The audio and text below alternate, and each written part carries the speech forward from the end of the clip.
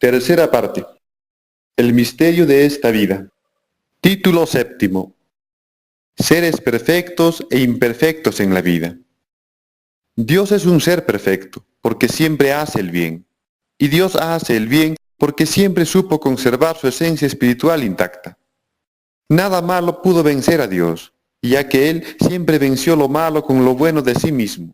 Es así como Dios domina a todo, y a todo lo somete a su propia voluntad para hacer el bien.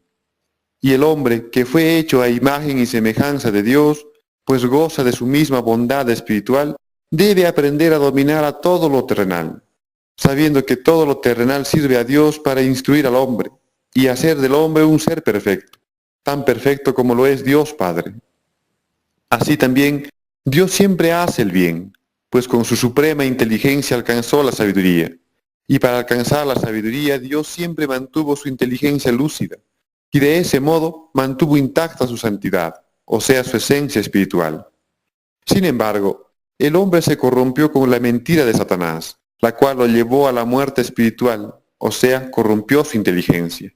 Y el hombre que corrompió su inteligencia, la corrompió, pues desplazó de su ser a la verdad de Dios, por llenarse de pura mentira, es decir, afirmaciones que contradicen a la verdad de Dios.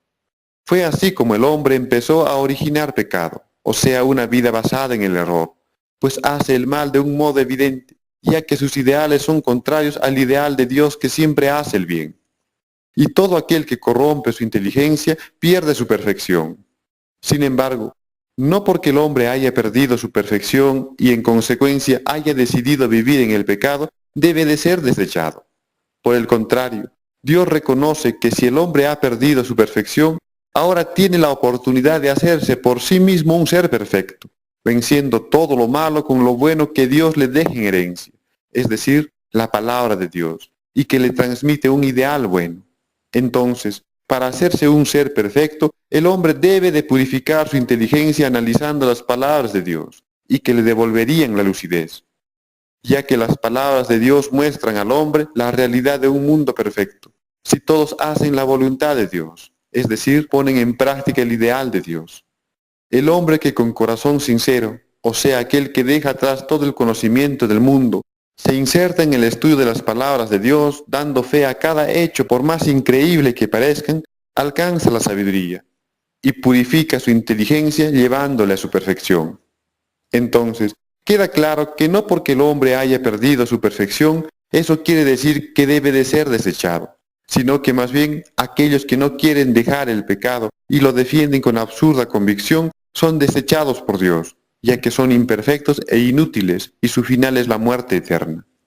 Entonces, no se puede decir que alguien solo es santo si nunca vivió en el pecado, cosa imposible para el ser humano, sino que son santos aquellos que habiendo conocido la verdad de Dios, decidieron seguir ese camino correcto, dejando atrás el pecado en sus vidas, haciendo la voluntad de Dios hasta recibir el Espíritu Santo que proviene de Dios. Seguir el camino de Dios es posible solo si desarrollamos nuestra fortaleza espiritual, poniendo en práctica la voluntad de Dios, ya que al realizar el ideal de Dios en todo momento, nos permite dominar nuestros malos instintos, provenientes de la inclinación de los hombres hacia su corazón malvado o perverso. Ahora bien, es preciso definir la palabra corazón como la esencia de uno, de manera tal que un corazón malo será la esencia del hombre en su carne, y un corazón bueno será la esencia del hombre en su espíritu. Por lo tanto, es evidente que ambos se oponen entre sí. Entonces, para que el hombre sea considerado un ser completamente racional y libre, debe de andar por el espíritu, y no debe dejarse dominar por sus malos instintos carnales, porque pierde su libertad haciéndose esclavo de sí mismo. El que anda por el espíritu hace la voluntad de Dios, mientras que el que anda por la carne lleva a cabo los ideales terrenales materiales que se oponen en todo lo bueno que procura Dios. Un primer motivo por el cual el ser humano no consigue ser perfecto se debe al hecho de que siempre, en el tiempo que le dura la existencia terrenal, predomina más lo irracional a lo racional, por falta de la verdad de Dios en su vida, ya que la falta del ideal de Dios en la vida del hombre le deja sin control de sí mismo. Es decir, debido a que el hombre no tiene lucidez espiritual, su conciencia no logra someter a sus malos instintos carnales. es evidente la falta enorme de preparación del hombre en la palabra de Dios para desarrollar su fortaleza espiritual, es decir, crecer en espíritu. Ese es el vacío inmenso del hombre en su vida terrenal, y que el mundo, es decir, las exigencias de una sociedad alejada de Dios, no le ofrece de manera esencial y prioritaria.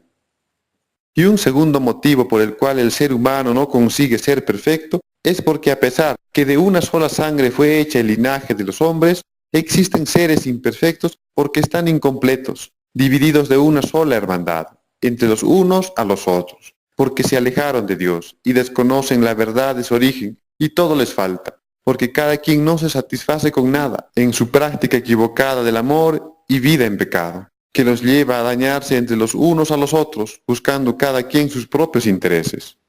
Por el contrario, existen seres perfectos porque están completos, unidos en una sola hermandad entre los unos y los otros, porque están unidos en Dios y conocen la verdad de su origen y nada les falta, porque obtienen lo necesario y mucho más todavía en su práctica del verdadero amor y vida en Dios, y que los lleva a amarse los unos a los otros, o sea, procurarse lo bueno entre los unos a los otros y en todo momento de su existencia.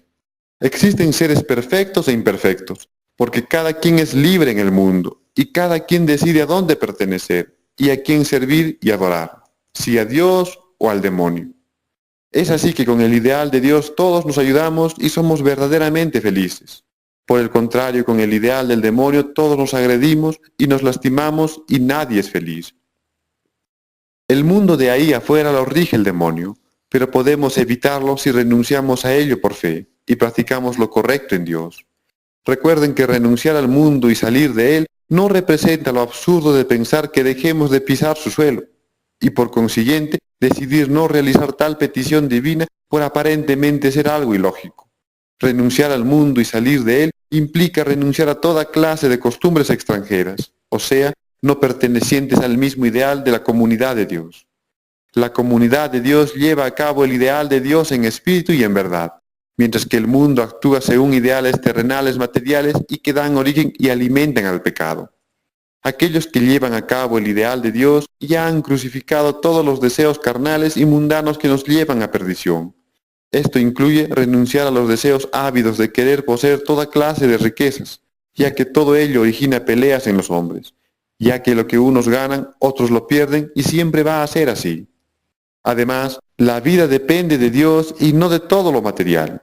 Y aquellos hombres que han renunciado al mundo son los que tienen el acceso al conocimiento del reino de Dios, y verdaderamente son felices porque han alcanzado la libertad, y ya no tienen ambiciones, o sea, no se atribuyen reputación mundana, no ostentan riquezas, no tienen objetivos de vida en el mundo, sino en Dios.